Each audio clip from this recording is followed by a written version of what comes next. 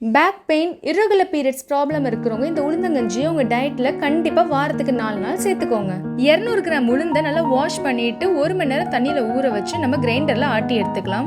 Grinder use பண்ணுங்கள், அப்போ தான் உங்களுக்கு குவான்டிட்டி நிறையா கிடைக்கும்.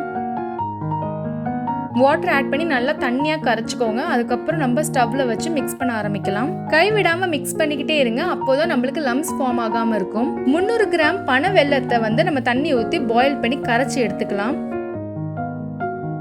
உளுந்த மாவுலேருந்து பச்சை ஸ்மெல் போனதுக்கு அப்புறமா நம்ம பனை வெல்லத்தை ஆட் பண்ணணும். நல்லா மிக்ஸ் பண்ணிக்கிட்டே இருங்க. இப்போ 3லேருந்து 4 ஏலக்காய், 1 ஸ்பூன் சுக்கு பவுடர், 1 பிஞ்ச் சால்ட் ஆட் பண்ணி நல்லா மிக்ஸ் பண்ணிக்கோங்க. காமூடி தேங்காயில் கொஞ்சமாக தண்ணி ஊற்றி நம்ம தேங்காய் பால் ரெடி பண்ணி இப்போ உளுந்தங்கஞ்சியில் ஆட் பண்ணி நல்லா மிக்ஸ் பண்ணிவிட்டு 1 நிமிஷம் கழித்து நம்ம ஸ்டவ்வை ஆஃப் பண்ணிடலாம். நம்மளோட ரொம்ப ஹெல்த்தி அண்ட் டேஸ்டியான உளுந்தங்கஞ்சி ரெடி.